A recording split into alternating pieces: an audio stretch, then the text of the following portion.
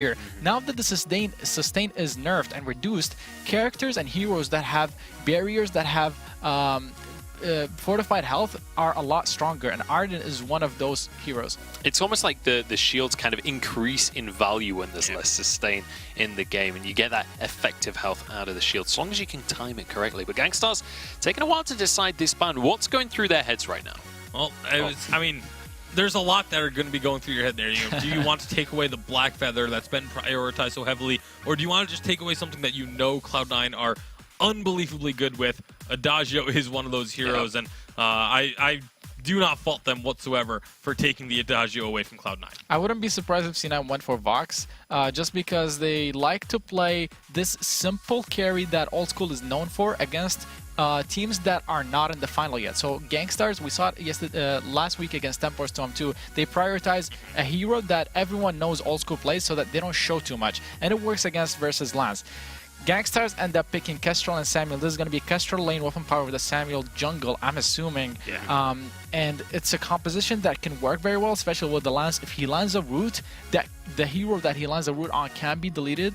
But against Vox and Arden, that's going to be hard to do. Vox is very mobile, and Arden provides a lot of protection and mobility with his Vanguard. So far... Another Reza coming on through. And Reza, and this time it's on Joseph. I love Joseph is an incredible player who usually shows up so big, especially on new heroes, because he adapts to them and understands them faster than most of everyone. So I'm very excited to see Reza on Joseph. Yeah, and it's an assassin, right? We have two very squishy carries on the side of Gankstars. Do we think this is going to work out? I think it will. I mean, you think about Reza and his playstyle, aggressive, early game, trying to just go in and disrupt the enemy jungle. You think of Joseph's playstyle, it matches up almost perfectly. The Kashka, the Taka, things like that. I think this is a hero that will fit right into Joseph's hero pool. It's going to be interesting to see. And obviously, we mentioned about an early game here situation. Earlier on today, we were talking about how Reza takes a little bit of time to scale up. Is that going to affect this? Because if they already have a weak early game, could Reza actually be an issue? It can very possibly be an issue, especially with the Samuel. If they apply a lot of lane pressure, Kestrel and Samuel have a lot of objective dealing damage, especially on the turret. So if Xenotech rotates up to lane multiple times and they perhaps get a gank on Vox and kill him, they could take that first turret very easily and then get a gold advantage and snowball the game possibly off of it. We'll see if they can kind of take control of the situation like that. We are going to be jumping on into this game, but we want you guys at home to get involved as well on social media. Let us know who you are wanting to take the lead in this series. It's Cloud9 going up against Gankstars. Hashtag Vainglory8 on Twitter. Let us know who you are supporting. This is going to be a mountain to climb for Gankstars, and we've got a Reza locked in for Cloud9. Let's pass it over to Humanist and Sean Austin to kick off this series. Oh, that's right. We have Gankstars versus Cloud9. Ready to go. We got some fun drafts here. And we got one of your favorite newcasters, Sean Ostino. Thank you so much, Humanist. And looks like we got the teams starting as expected here. Perhaps looking for a little bit of a triple invade coming out of Gankstars, though. We see some of that early sustain with that Iron Guard contract that Mac Daddy B has picked up. Same thing for Gabe Vizzle over there on the side of C9. Yeah, I really like Gankstars moving out and trying to set the pace of the game, because obviously a lot of people leaning towards Cloud9 for good reason to win this series. So you would expect Gankstars to come out, play defensive. That's kind of the worst thing they could do. Yeah, that would be the worst thing they could do, because then they would already be on the back foot. But we do have, let's see, this minion wave is actually pushed up under this turret here. Old School gets impaled. Gets impaled, and he's gonna be okay right now. Mac Daddy B is just showing him he has directional capabilities with that impale. I wanted to talk about, if they're not going to aggress here too much, I wanted to talk about the, oh, well, it looks like there's a little bit of, oh, the impale, yeah, Lance. It's okay, go ahead, nothing's gonna happen here. Okay, all right, so I wanted to talk about the siege comp that we have here for the side of Gankstars, actually going up against a chase and perhaps a potential dive comp for C9. Now we're playing games. Mac Daddy B, 3-man Githian wall. Xenotech and the Drifting Dark and C9 are gonna pull off of this one. Nope, they're rethinking it. They're back in. The flare's out. Joseph actually gets the Elder Tree in. I'm gonna get a Vanguard back in. The impale on the Old School. The chase is on. Let's go, Joseph. If he can apply that Scorcher, move forward here. He's waiting for the Troublemaker. Old school, the Sonic Zoom. These guys are so mobile. They have the Sonic Zoom and the Troublemaker. Look at them. They're just going to be dancing around this whole game. Yeah, in that last engage, actually, we saw Old School and I Love Joseph come in from they intersected almost with the Troublemaker and the Sonic Zoom. So it's going to be a very interesting, aggressive stance that both these heroes can take. We can have Old School come in with the Sonic Zoom, and the Troublemaker come in from I Love Joseph, but then he can have another charge if that's saved up. So if he wants to get back out of the fight, it's going to make for some interesting dynamics with this Reza. And having this Reza here on the side of C9, we're going to see if they can do anything with it. These are the previous unified champions from this past summer. If they can do anything with this Reza here, and then everybody's going to emulate it. Yeah, they definitely will. And speaking of, we're looking at the Stormguard banner for Joseph on this Reza. If there's no aggression here in a second, maybe you can theory craft that for us. Joseph moves in, takes the Elder Treant. Your Elder Treant is mine, sir. All your Elder Treant belong to us now, belong to I Love Joseph. That's right. Yeah, he has got that Stormguard banner, and you know what? It's going to actually have him clear that jungle a little bit faster. As we know, with Reza, he's very slow with his jungle clear early game, as long as being squishy. But if he can scale up quicker, which we know you can do by getting more experience in the jungle, then he's going to be more of a threat earlier than later in the game.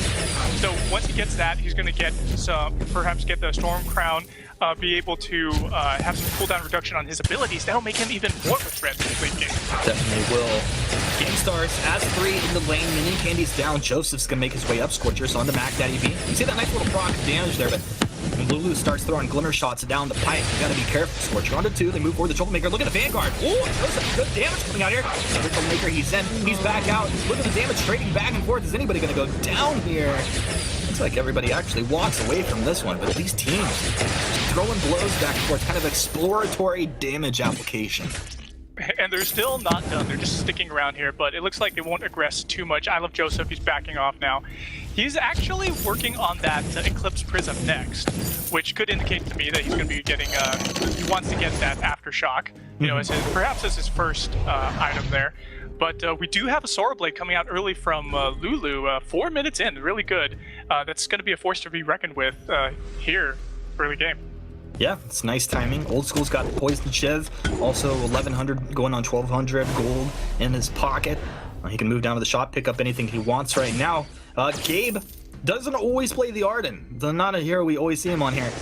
I'm excited to see it come out. He just picks up his Fountain, so these guys are ready to fight. Mac Daddy B has a Fountain of his own. The Vanguard Joseph moving quite deep into enemy territory. Is he going to wait around for Xenotech? Mouse and Vergus come out. They're moving up. Mac Daddy B, they found Lulu Zoo. Active camo's out. Lulu turns around. The glitter shot blows Joseph up. You gotta respect the Kestrel team. And that's the first blood for Gankstars. You gotta respect the Kestrel, and you can't hide in the bushes when she knows you're there. If she knows you're there, then there's a root coming onto the box right there. Old School. Ooh, they really want the turret. They're hanging around. Lulu, you're not the tank team. Oh, Game Vessel goes down. The damage is too much. Gankstars have been unleashed. Gankstars take the first turret. They're up 2-0.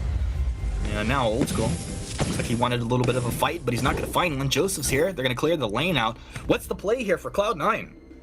Well, at this point, we have the first turret going down 5 minutes in Humanist. I feel like we need to have... Oh, gosh, there's another route. Hill, skipping wall. Mac Daddy B. We need to have C9 just turtle up here a little bit. They need to coil up and play a little bit slower. They actually don't have the gold advantage right now. So if they could just keep aggressing a little bit into the jungle on the side of Gankstars, stealing away some of those front camps and maybe the mid treant, that's going to help secure it so that they get a little bit more even. We already see an Aftershock coming online for I Love Joseph, and that's going to help him with that damage proc to get that bonus damage in on his attacks, as well with his Troublemaker. If he gets his Troublemaker overdriven, that's going to be some really good damage coming out of him pretty soon once he hits that level 8. Yeah, he'll actually even be able to chomp through this lance. Mac Daddy B is going to try to be the front line for his team, absorb some of that damage, disable the Vox, of course the Reza as well. And of course Mac Daddy B will be looking to cancel off some gauntlets if he can. Gabe Bizzle, you imagine, would be ready for that. Now Gankstars, they've got the flank positioning here. Gankstars wanting to start a fight. Have they been baited in here, or Cloud9 just calculating this and know that they can get away? Xenotech, a preemptive drifting dark. Now Cloud9 knows what's going on. Xenotech's low on energy. Joseph gets his own infusion. He's here. He's going to trouble make in. Mac Daddy B, the target, the Scorcher. Look at the damage coming out. Really interesting that Mac Daddy B is actually, he's got Fountain of Renewal there, but he's actually building into, he's investing his points into that Impale more. I think he wants to lock down one of the squishy targets. I love Joseph on that Reza or Old School on this Fox to be able to just take them out. If they're able to burst them down, take them out of the fold really quickly during these engages, then this is going to be one of the win conditions for Gankstars. Yeah, I don't know if I like it. We'll see how it does play out here. It's going to be a Mist Impale. Cloud9 are going to hang around the bottom shop here. Xenotech, Malice in front, but the gauntlet comes down from Gabe Bizzle. The wait for it over the top hits Xenotech. Joseph's in deep. Joseph, he's become a demon. He's been unleashed. Joseph has assumed his final form. Look at that. 2 kills instantly for C9. Yeah, that Nether Form Detonator, once the fire starter was actually procced on somebody, he's able to do so much damage with that, and they don't know where he's coming from. It's a Nether Form Detonator. He can appear anywhere. He just comes out of the ground. Just demon Joseph. That's not cool. Yes. There goes a turret, and we're actually looking at a replay here, so let's take a look at this fight.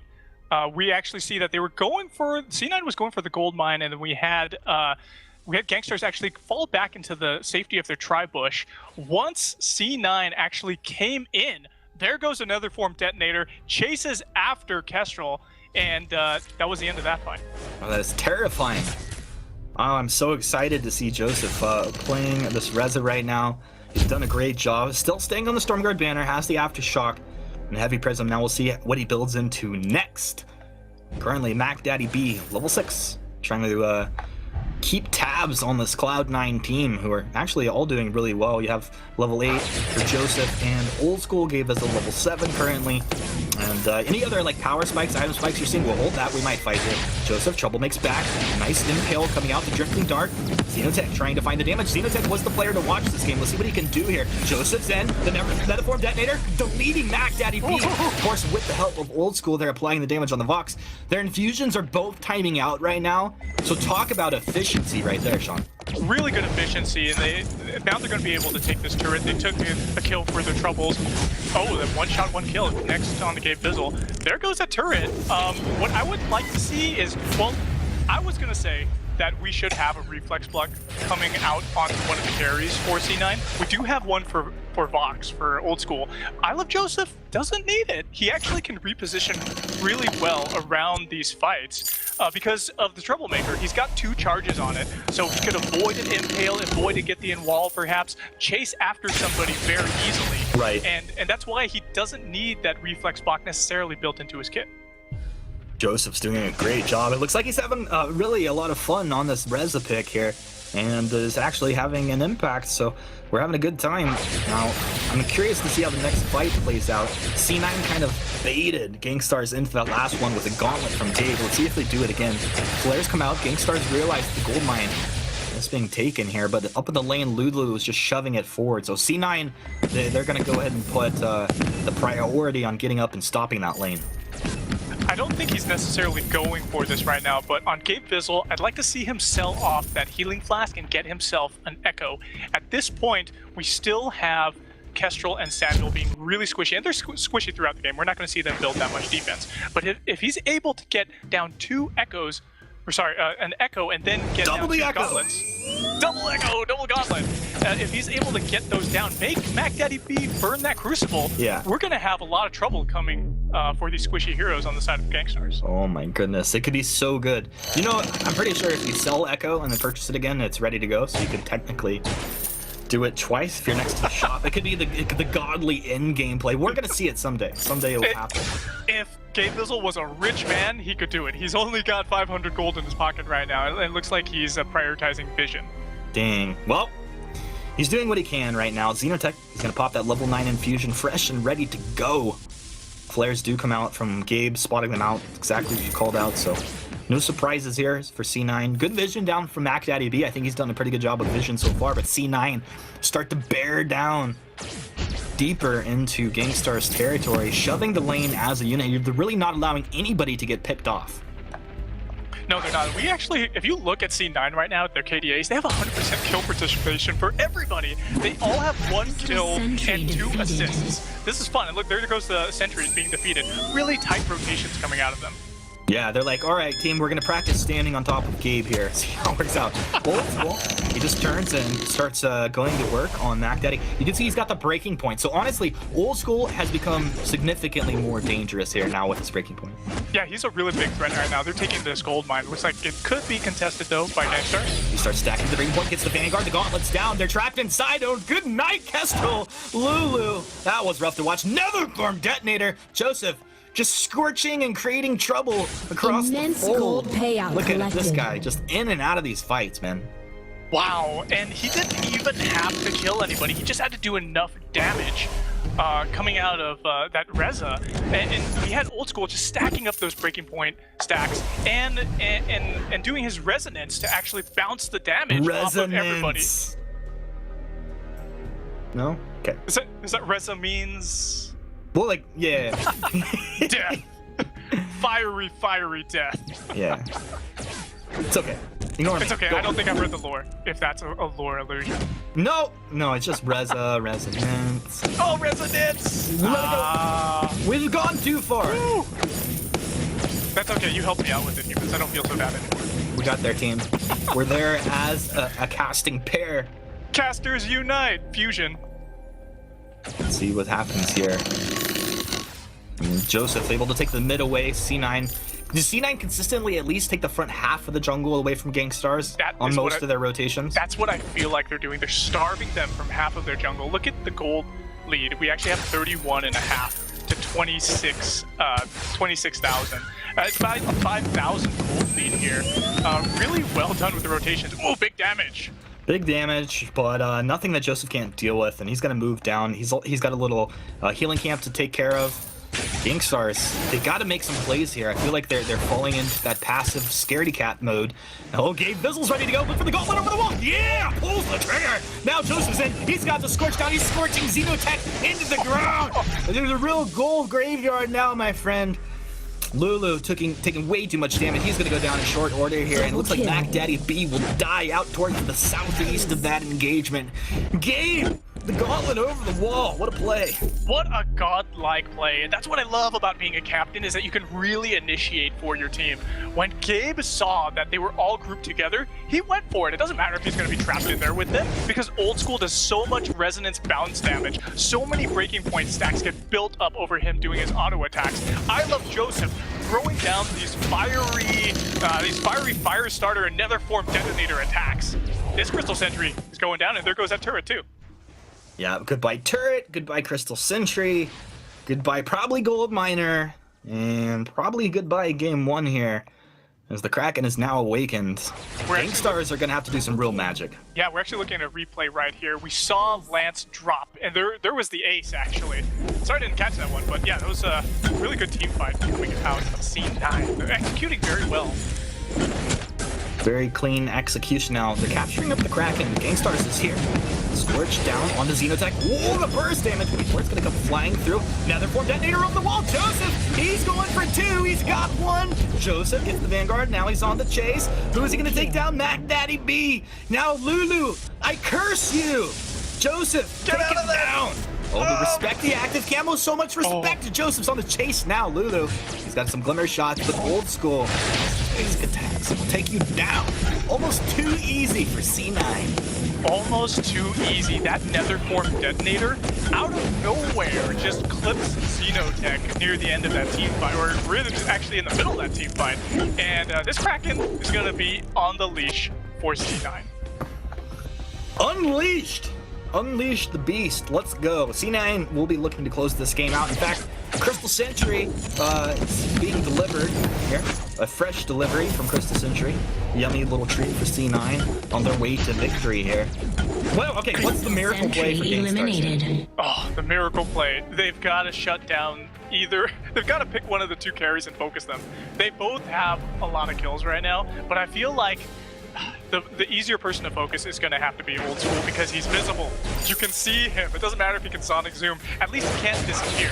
He's got that breaking point. He's got Sorrow Blade, Poison Chip. He's sustaining so much in these fights. If you can get him like that. Follow Mac Daddy, you gotta fight, you gotta go, Mac Daddy trying to start the fight here. Xenotech can't get in position, Lulu can't either. Look at the flares out of Gabe Bizzle. That's one of the biggest deals and the reason that Lulu cannot engage. There's vision consistently coming out of the Arden here. C9, they're looking to close this one out. One turret remaining. Kraken's still pretty healthy. Scorcher has been applied to Xenotech here. Joseph wants to proc it off that fire starter, but can't get in there. Oblivion comes out, Joseph avoids it with the Troublemaker. You little troublemaker, you. Scorch coming on through, scorching their Vein Crystal down. And this is going to be a very nice game one going the way of C9. Triple kill. Yes, very nice Humanist, and there goes the Vein. It's shattered. What happened here is that I Love Joseph, even though he's the Reza, he pulled it out right there. 8 kills, 1 death. They tried to focus him down, they tried to pick a target, and it didn't work for Gankstars. Well, we're gonna hear from our analysts right now. I'm curious, was this C9 picking them apart? Was this Gankstars faltering? Munchables